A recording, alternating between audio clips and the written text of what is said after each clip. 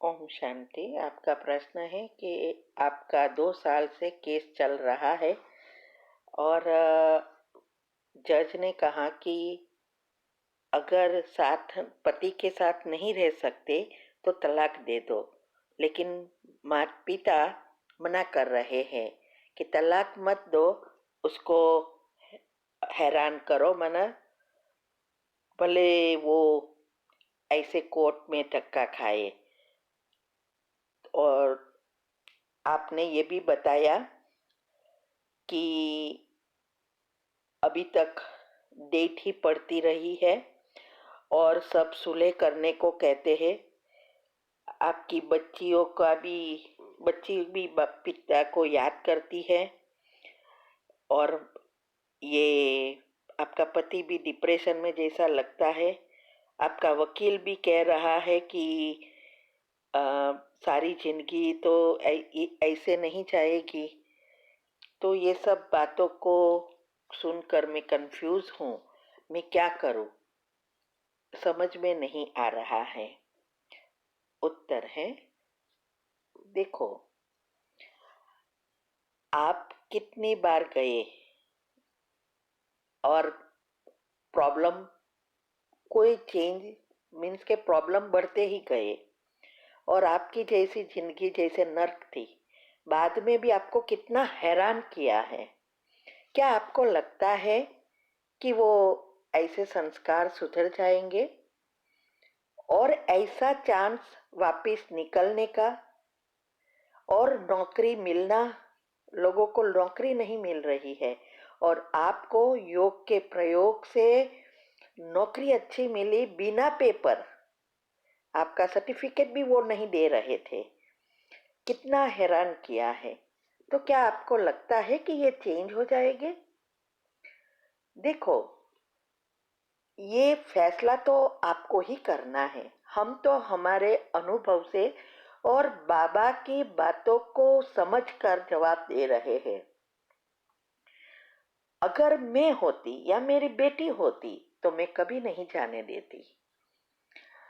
ये अभी ये इतनी तक पहुंचा है और फिर उसको स्टॉप कर जाना सही है? देखो, ये सब होता है। वो लोग इतने गरीब से बन जाते हैं क्योंकि उसको पैसा ना देना पड़े। इसीलिए आपको अगर सुखी होना है, अच्छी जिंदगी जीना है, तो अलग हो जाना चाहिए। और ये वकील को भी पैसा खाया है, इसीलिए वो ऐसा बोलते हैं। जज ने कहा वो राइट है। अभी आपके माता पिता की बात है तो लिखो, हमें अभी उससे कोई रिश्ता रखना नहीं है तो तलाक दे दो। ऐसे हैरान करने से तो डबल पाप होगा। क्यों बोझ चढ़ाते हो? समझो, बाबा ने आपको ये मदद की और आप यहाँ इतना अच्छी जिंदगी जी रहे हैं और आपकी सैलरी भी डबल हो गई। आपने कहा ये सब कितना अच्छा हो रहा है। तो आप इस पर सोचो और डिसीजन लो, क्योंकि ऐसे हैरान करने से हमें कोई फायदा नहीं है। साथ में हमारी हमें भी रजा लेनी पड़ती है। घर में वही चर्चाएं होती रहती है और ही हम पाप कर्म खींचते हैं और फिर उसके पास जाने के लिए फिर प्रॉब्लम आएंगे। ये सब होता रहेगा। बस कट कर दो तो कभी भी ये संकल्प से आप मुक्त हो जाएंगे और जॉब में भी प्रगति कर सकेंगे। अभी बात रही आपकी बच्चियों की। तो देखो, अगर बच्ची को वहां रहना है तो उसको भेजो।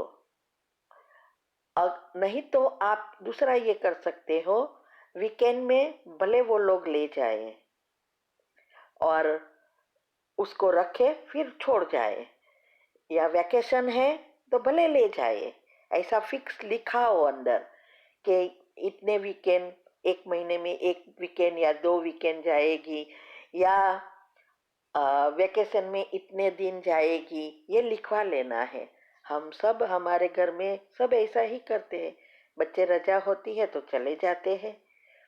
तो ऐसा करके इसके लिए कोई आपकी जिंदगी को दांव पे लगाने की जरूरत नहीं है, बाकी आपको पर है। याद रहे, ये इस दफा जो आपको सब तरह से मदद मिली है उसका एक ही कारण है, आपका योग और बाबा पर विश्वास। इसीलिए बाबा की शक्तियां आपके पास आई है और आपके हिसाब किताब चुकतू करवाए हैं और आपको हर जगह से मदद मिलकर आपको खुश रखने के लिए सब कुछ प्राप्त हुआ है। और ऐसा नहीं है कि पैसा बिना जिंदगी नहीं जाती, पैसा जरूरी है, तो वो तो आपको मिलेगा। आप लिखवा सकते हैं कि हर महीने बच्चों के लिए इतना देंगे और लमसम इतना देंगे। जो भी मिले वो आपका हिसाब किताब समझकर एक्सेप्ट कर लो। फिर आपकी जॉब में ध्यान दो तो ऑटोमेटिक आपकी सैलरी बढ़ेगी।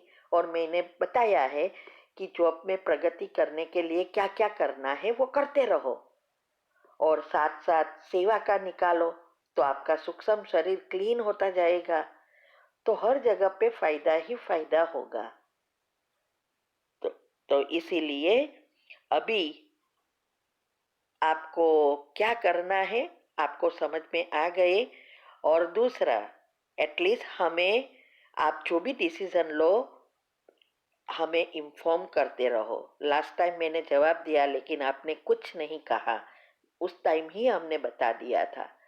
तो हमें अगर बताते तो पता चलता कि क्या हो रहा है। ये तो काम हुआ तब आप प्रश्न पूछते हैं फिर छोड़ देते हैं, ठीक है। तो डिसीजन लेना आपके हाथ में है। ओम शांति।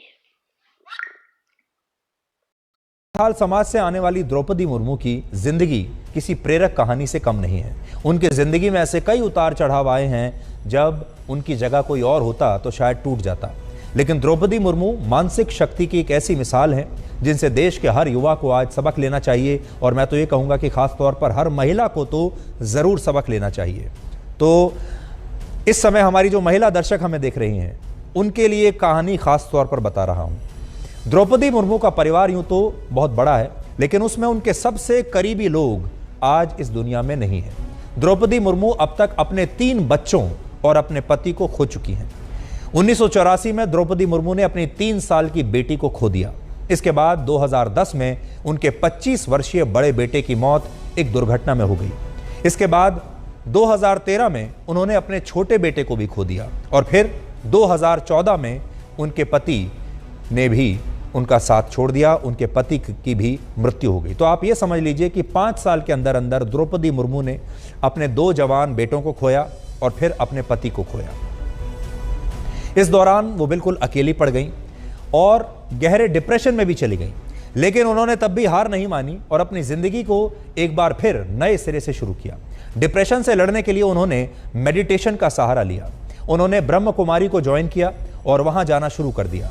2014 तक वो लगातार मेडिटेशन के लिए जाती रहीं और आप यकीन नहीं मानेंगे, इस दौरान उन्होंने एक दिन भी मिस नहीं किया। वो हमेशा अपने साथ ब्रह्म कुमारी संस्थान से जुड़ी एक पुस्तक रखती थी, जिससे उनका ध्यान करने का जो रूटीन था वो कभी भी टूटा नहीं। और आखिरकार धीरे धीरे उन्होंने अपनी इच्छा शक्ति से डिप्रेशन को हरा दिया।